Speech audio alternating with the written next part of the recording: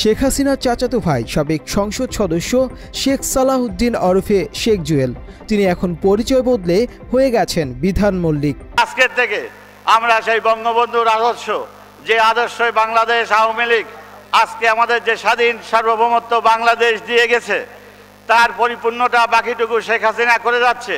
শেখ সালাহউদ্দিন জুয়েল 2018 ও 2024 সালে খুলনা 2 আসন থেকে আওয়ামী লীগের বিনা ভোটের নির্বাচনে সংসদ সদস্য নির্বাচিত হয়েছিলেন, কিন্তু 5 আগস্টের গণ অভ্যুত্থানে স্বৈরাচার শেখ হাসিনা সরকার পতনের পরপরই তিনি বাংলাদেশ ছেড়ে ভারতে পালিয়ে যান। শুধু জুয়েল নয়, আওয়ামী লীগের হাজারো নেতাকর্মীর স্থান হয়েছে ভারতে গিয়ে জুয়েল বদলে ফেলেন নিজের পরিচয়।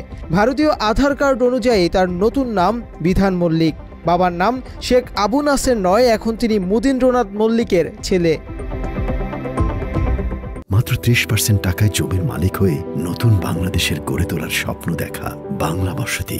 এমনকি তার জন্ম তারিখেও পরিবর্তন এসেছে। বাংলাদেশের জাতীয় পরিচয়পত্র অনুযায়ী তার জন্ম 1967 সালের 1 জানুয়ারি, কিন্তু ভারতীয় আধার কার্ডে দেখা যাচ্ছে তার জন্ম 1959 সালের 1 জানুয়ারি।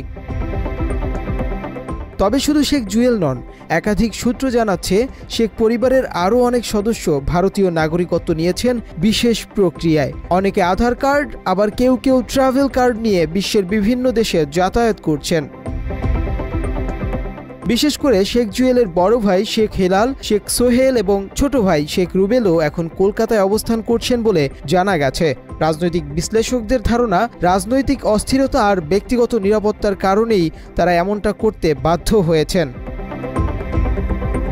শেখ জুয়েলের পরিচয় বদলের বিষয়টি শুধু রাজনৈতিক নয়, এটি বাংলাদেশ ভারত সম্পর্কের দৃষ্টিকোণ থেকেও গুরুত্বপূর্ণ। এই ঘটনা আরও অনেক প্রশ্নের জন্ম দিয়েছে। শেখ পরিবারের অন্যান্য সদস্যের ভবিষ্যৎ কি? তারা কি সত্যিই ভারতে স্থায়ী হচ্ছেন, নাকি এর পেছনে কোনো অন্য কৌশল আছে? মুনতাসির তাশরিফ, বাংলা এডিশন।